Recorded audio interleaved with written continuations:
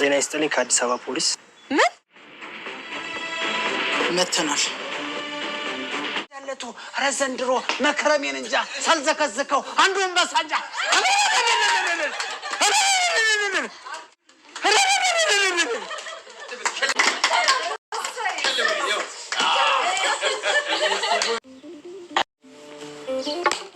የና ኃላፊነት ለኔ ቢሰጡኝ እንደው ጋሽ ልክ ነበር ማስይዛቸው። ሁልሽ ይሄን ያደረገውን ሰው ወንድነቱን ቆርጬ ነው ማበለው። በእውነት እኔ በጭራሽ ሰው መሆን ሰው አይደለሁም። ማርታ ቆይ ደርዬ እንደሱ አይደለም። ተረጋጋ እባክህ፣ በሽታ ላይ ትወድቃለህ። አባዬ ወደ ልትሄድ ነው። እባክህ ተረጋጋ። ዞር በል ይናታል። ታላቅ ወንድማችሁ አይደለህም እንዴ? አንተ ልትጠብቃችሁ አይገባም? ግን ይሄን አላደረክም አይደል? አሁን ዞር በልልኝ። ኧረ አባዬ ተረጋጋ እስቲ ትንሽ። አብጌል ደረጀ ዛሬ እንግዲህ ስትፈራው ስትሸሸው የነበረው እንግዲህ ትልቁ ጉዳይ ገጥሟታል። እሱም እንግዲህ አርጁ ሁሌም የፖሊስ ይመጣሉ የሚለው የአርጁ ጥያቄ ነበረ ማለት ነው። ዛሬ ግን በሚገርም ሁኔታ እንግዲህ እጅ ከፈንጅ ቤት ተይዛለች። በጣም ከባድ ነገር ነው ቤተሰቦቻችን። በሚገርም ሁኔታ እንግዲህ ማንም አልጠበቀውም። አብጌልም እንግዲህ አሁን ላይ እየተረጋጋች ማንም ያወቀ ሰው የለም፣ በቃ አርፋችሁ ተቀመጡ እያለ ቤተሰቡንም እንትን እያለች ነበረ ማለት ነው።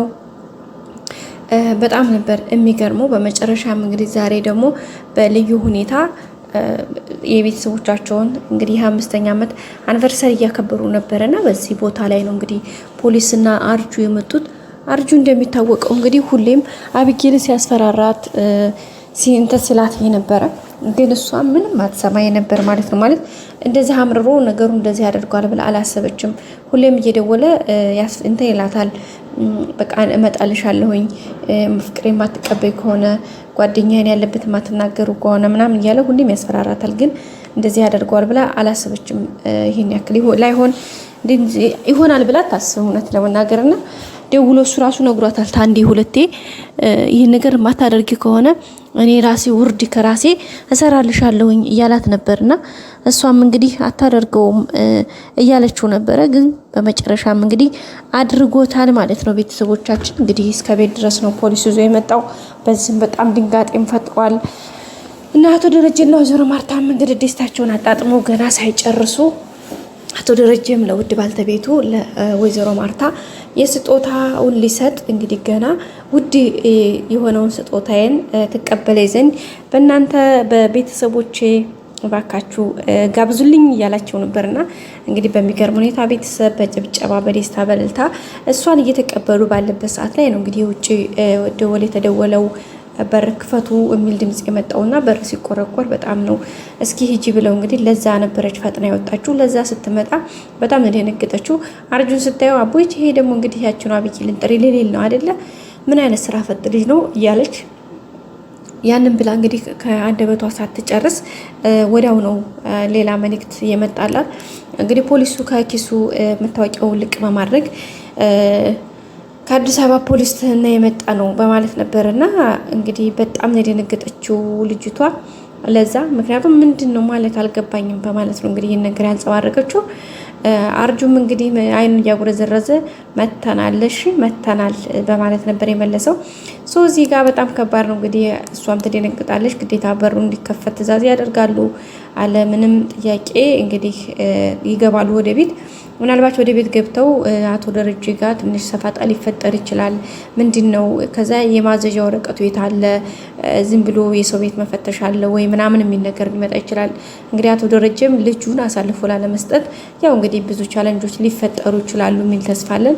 ግን ምንም ከህግ በታች ማንም የለም፣ ከህግ በላይም ደግሞ ማንም የለም። ማለት ከህግ በታች ህግ ሁሉንም ይገዛል፣ ያስተዳድራል። ግን እዚህ ጋር አቶ ደረጀ አንደኛ የማያዣ ወረቀት መውጣት አለበት። ሁለተኛ ደግሞ ምንድነው የተፈጠረውን ችግር በዝርዝር ማስረዳት አለባቸው።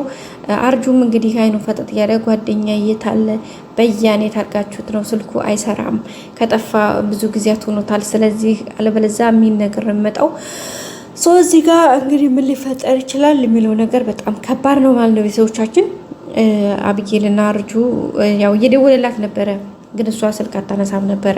ተደጋጋሚ ነበር እየደወለ የነበረው አርጁ፣ ግን እሷ አላነሳለ ስትል ነው በመጨረሻ ወደ ግቢ የመጡት። መጀመሪያ አንስታለት ቢሆን የሆነ መፍትሄ ኖሮችን ነበር። እንግዲህ አቢጌል ደረጀ ያው አንተን ከማገባ እድሜ ልኬን ብታስሬ በሰብስ ይሻለኛል አይነት ምርጫ ነው አሁን መርጣ ያለችው። እሱም እንግዲህ አርጁ ደግሞ ልክ ተጋብቶ ካንቺ ጋር ተፈለኩም እንጥሮጥሶ ወርዳለሁኝ እንጂ አንቺን በህይወቴ አንቺን መተው አልችልም በማለት ነው እንግዲህ እልክ ውስጥ ተጋብቶ ያለው። አቢጌል ደግሞ አርጁን በጣም ነው የምትጠላው። እንኳን ልትወደው ይቅርና በቃ ስታየው ሁሉ ነው ደሟ የሚፈላው።